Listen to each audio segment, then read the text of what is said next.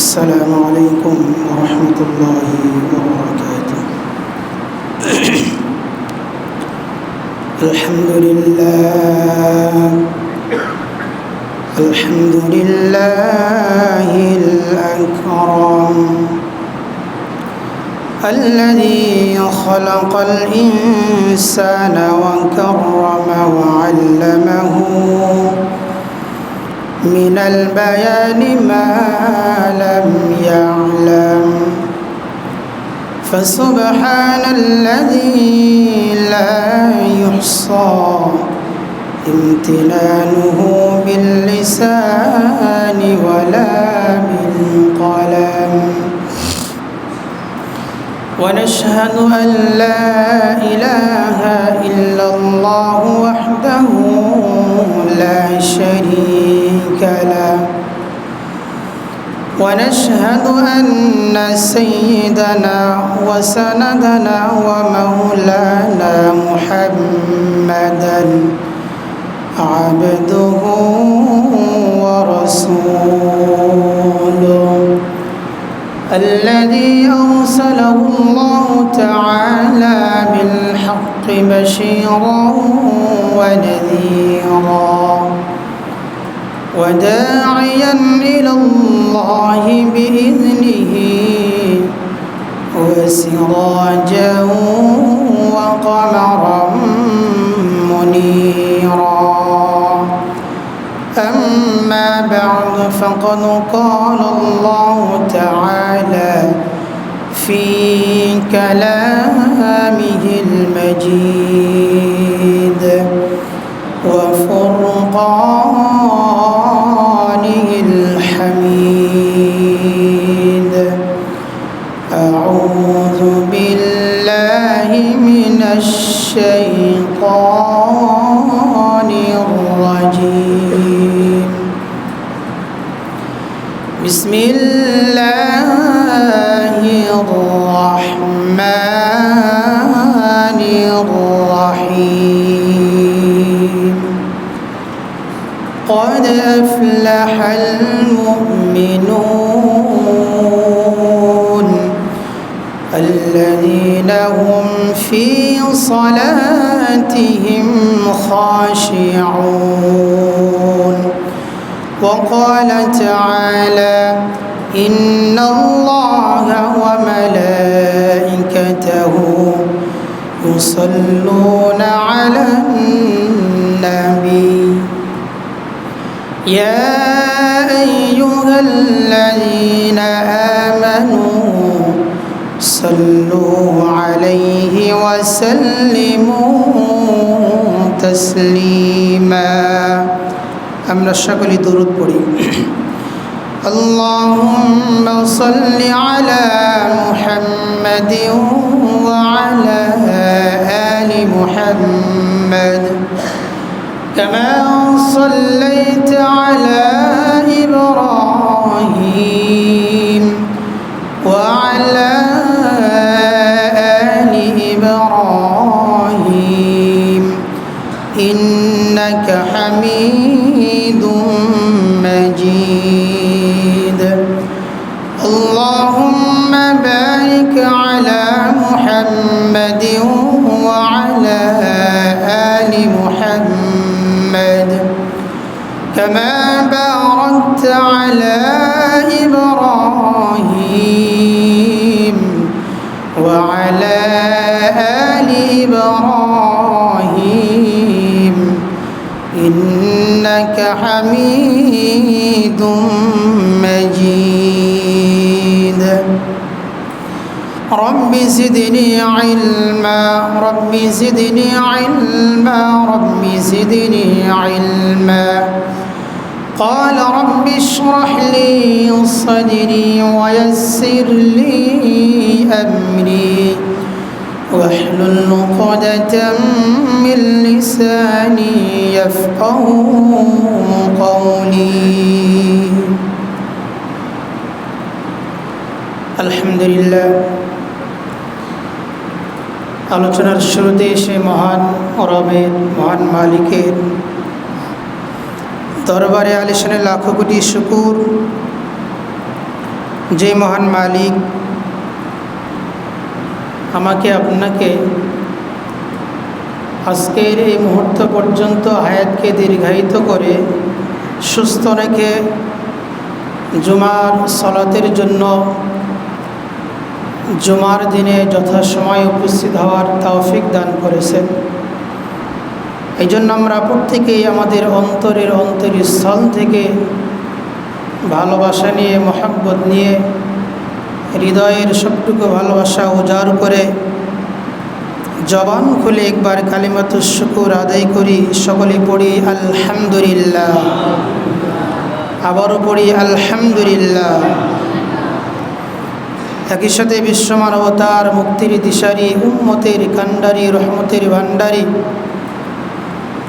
আহমদ মুস্তফা, মোহাম্মদ মুস্তফা, সকলে বলি সাল্লাল্লাহু আলাইহি ওয়াসাল্লাম। মুহতারাম হাজিরিন, গত জুমায় ওযু সম্পর্কে কিছু কথা বলেছিলাম, আলোচনা হচ্ছিল। আমরা নামাজ আদায় করতে গেলে আমাদের পূর্ব শর্ত হলো পবিত্র হতে হবে, অর্থাৎ ওযু করতে হবে, পূর্ণাঙ্গভাবে ওযু করতে হবে।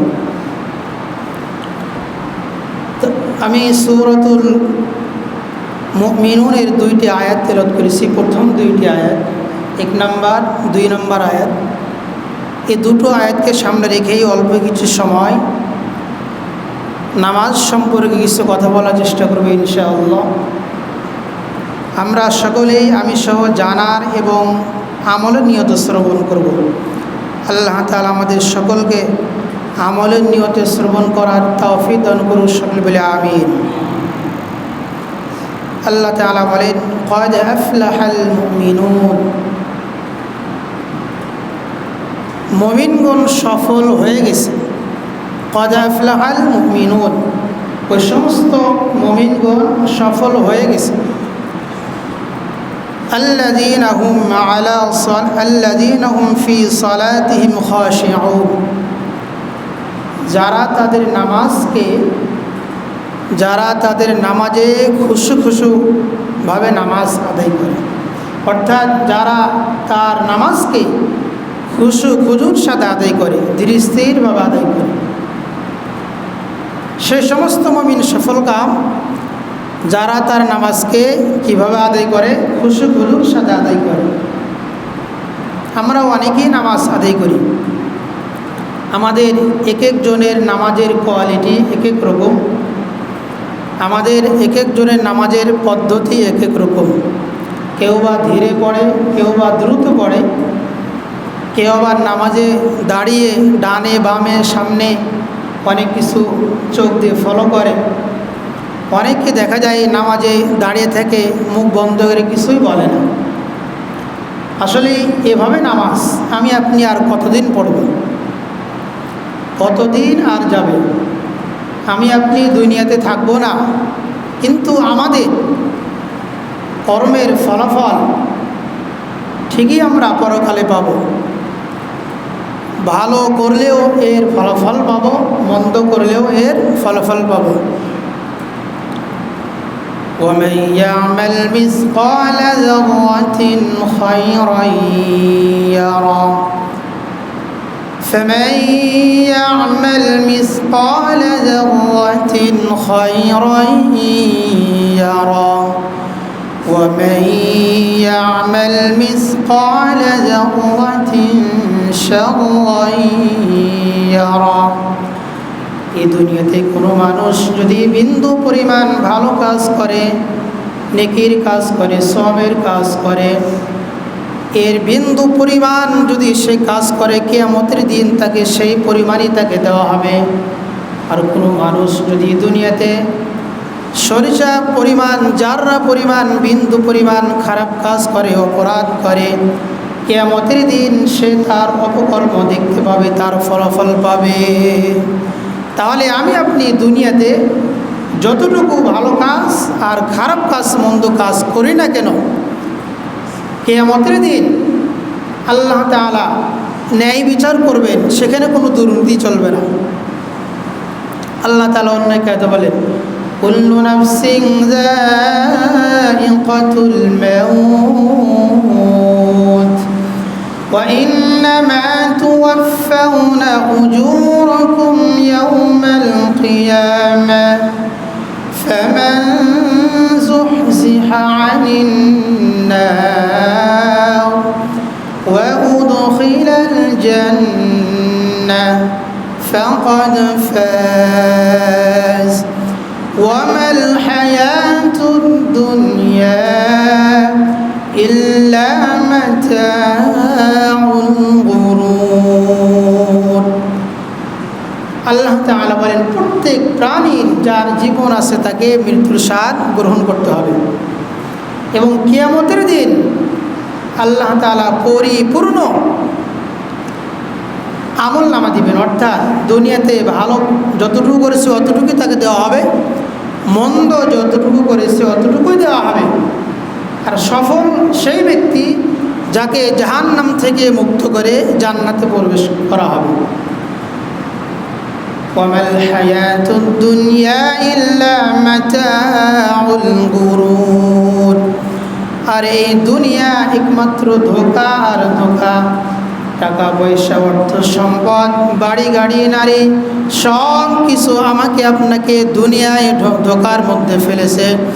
যেই বাড়ি আমাকে আপনাকে অট্টালিকা, যে বাড়ি গাড়ি আমাকে আপনাকে স্বপ্ন দেখায় অনেক কিছু করতে হবে, একদিন ওই বাড়ি আমাকে আপনাকে ঘাড় ধাক্কা দিয়ে বের করে দেয়। সেই বাড়িতে মানুষ চিরস্থায়ী থাকতে পারে না। তাহলে কিয়ামতের দিন আমাকে আপনাকে পরিপূর্ণ আমল নামা দেওয়া, অর্থাৎ ভালো যতটুকু করেছি অতটুকু দেওয়া হবে, মন্দ যতটুকু করেছি অতটুকুই দেওয়া হবে। قد أفلح المؤمنون الذين هم في صلاتهم خاشعون।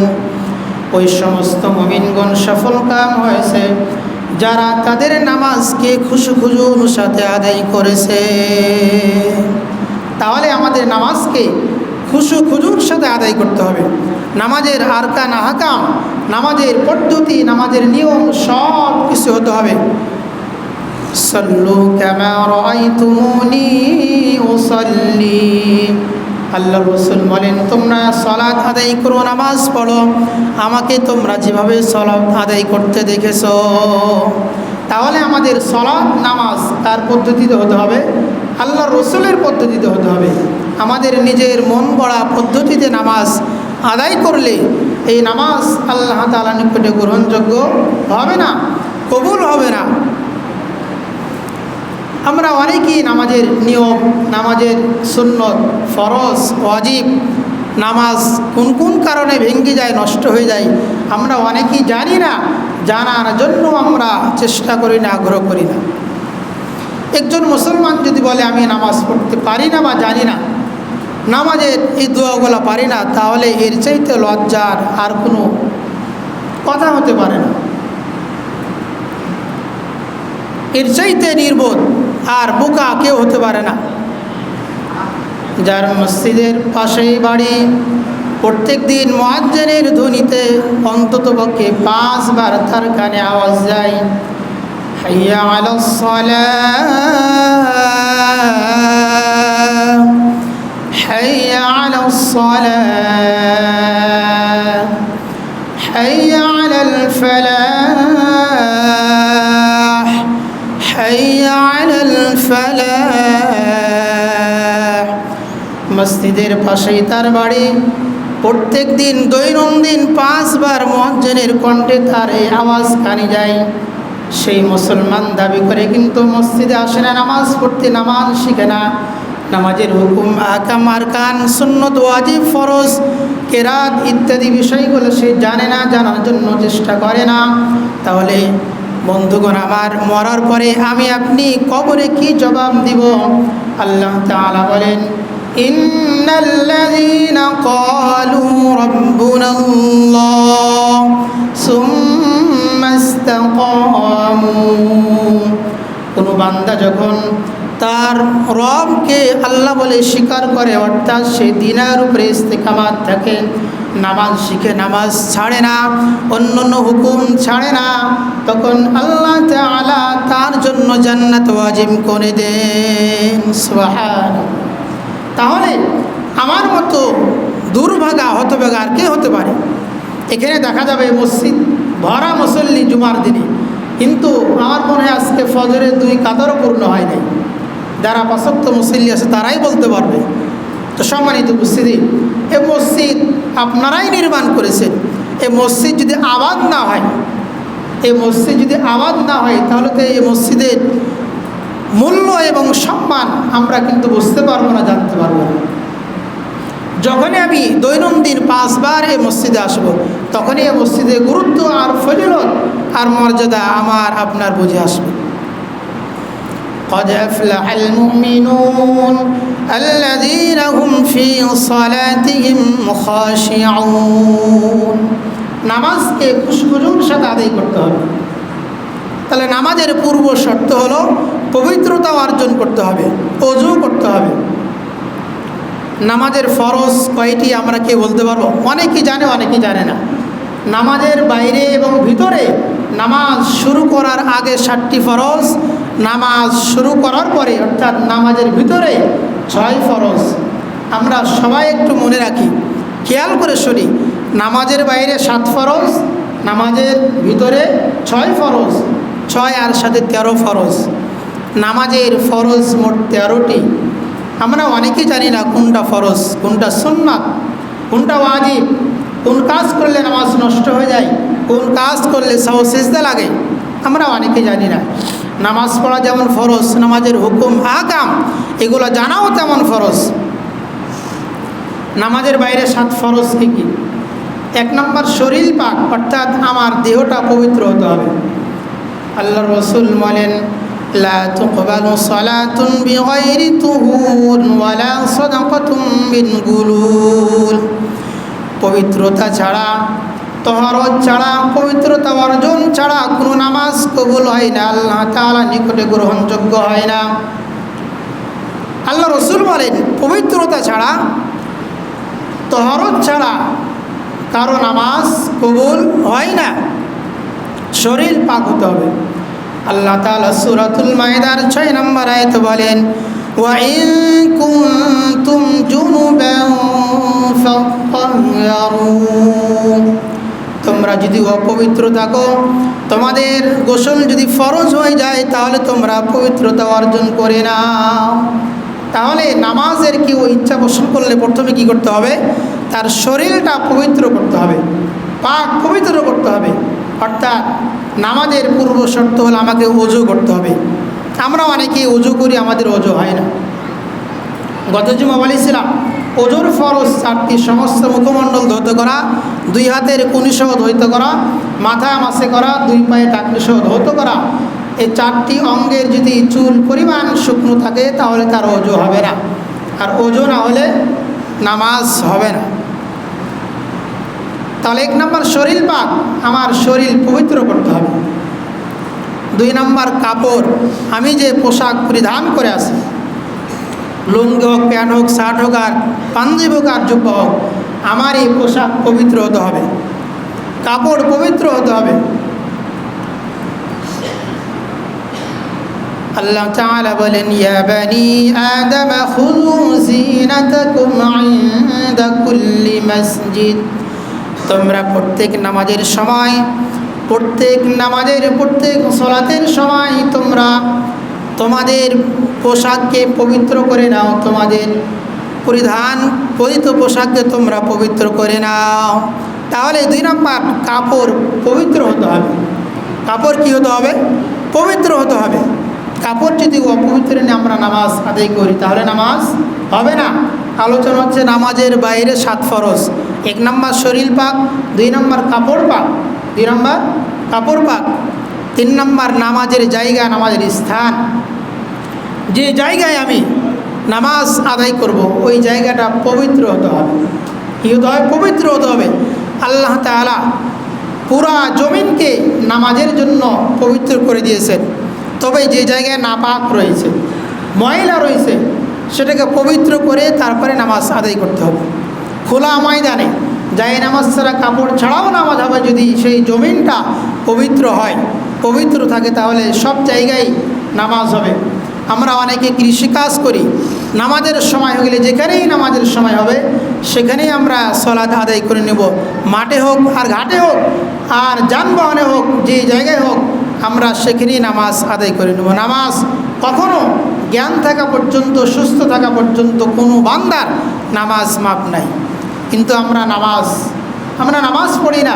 যে নামাজের জন্য আল্লাহ রসুল যখন কাবাতে নামাজ পড়তেন ঘরের পাশে, আবু জেহেল, উকবা, সাইবা, ইহুদি, খ্রিস্টান এবং কাফের মুশরিকরা, এনারা আল্লাহ রসুলের যখন সেজদায় যেতেন তখন উটের নাড়ি ভুড়িগুলা তার পিঠের উপরে চাপাইয়ে দিত। নাউযুবিল্লাহ। যে নামাজের জন্য আল্লাহ রসুল এত কষ্ট করেছেন, এত ভয়ে নামাজ পড়েছেন কাবাতে, আমাদের তো কোনো ভয় নাই, মসজিদে আসতেও কোনো ভয় নাই, কিন্তু আমরা আজকে নামাজ পড়ছি না। যে নামাজের জন্য আল্লাহ রসুল রক্ত ঝরালেন, মাথার ঘাম পায়ে ফেললেন, আমরা নামাজ এমনি পেয়েছি। قد أفلح المؤمنون الذين هم في صلاتهم خاشعون। ওই সমস্ত মুমিনগণ সফল কাম হয়েছে যারা তাদের নামাজকে খুশুখুজুর সাথে আদায় করেছে। তাহলে আমাদের নামাজকে খুশুখুজুর সাথে ধীরস্থিরভাবে আমাদের অঙ্গকে, আমাদের দেহকে স্থির রাখতে হবে এবং আমাদের মনকেও স্থির রাখতে হবে। 1 নম্বর শরীর পাক, 2 নম্বর কাপড় পাক, 3 নম্বর নামাজের জায়গা পাক, 4 নম্বর সতর ঢাকা, অর্থাৎ পুরুষের জন্য নাভি থেকে হাঁটু পর্যন্ত এটা ঢাকা ফরজ, ঢাকতেই হবে।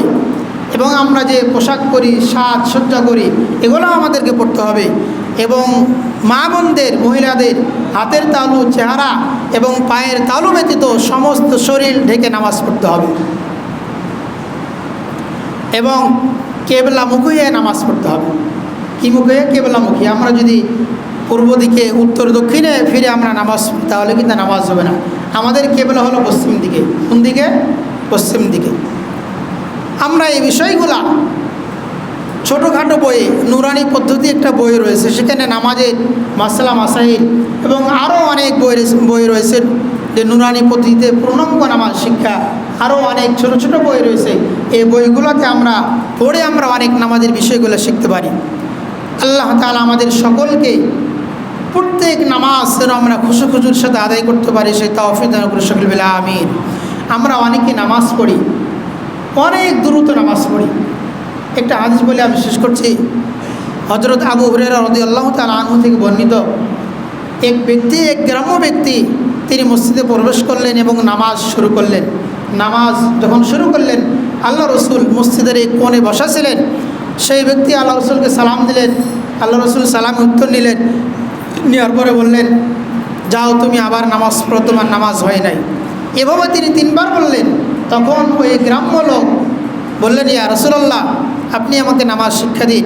তখন আল্লাহ রসুল বললেন, প্রথমে তুমি পূর্ণাঙ্গভাবে উজু করবে, এরপরে তুমি কেবলামুখী হয়ে দাঁড়াবে, কেরাত পড়বে, রুকু ধীরস্থিরভাবে আদায় করবে, রুকু থেকে ওঠার পরে সোজা হয়ে ধীরস্থিরভাবে দাঁড়াবে, আবার সেজদায় যাবে, সেজদাতে কিছু দেরি করবে, সেজদা থেকে ওঠার পরে আবার কিছুক্ষণ সময় দেরি করবে, আবার সেজদায় যাবে, আবার উঠে মাথা উঠাবে, দ্রুত উঠবে অথবা দেরি করবে। 2 বর্ণনা রয়েছে। তাহলে রাসূল সাল্লাল্লাহু আলাইহি সাল্লাম বললেন যে তুমি নামাজগুলো পূর্ণাঙ্গভাবে এভাবে তুমি শেষ করবে। তাহলে আমার নামাজে স্থিরে থাকতে হবে, মনকে স্থির রাখতে হবে। আমরা যখন দাঁড়াবো আমাদের দৃষ্টি থাকবে সেজদার স্থানে, সামনে না, ডানে বামে না। আমাদের দৃষ্টি, আমাদের চোখ থাকবে সেজদার জায়গায়। আল্লাহ তাআলা আমাদের সকলকে নামাজের হুকুম, আগাম আরকানগুলো জেনে শিক্ষা অর্জন করে খুশুখুজুর সাথে নামাজ আদায় করা তৌফিক দান করুন সকল বিল আমিন।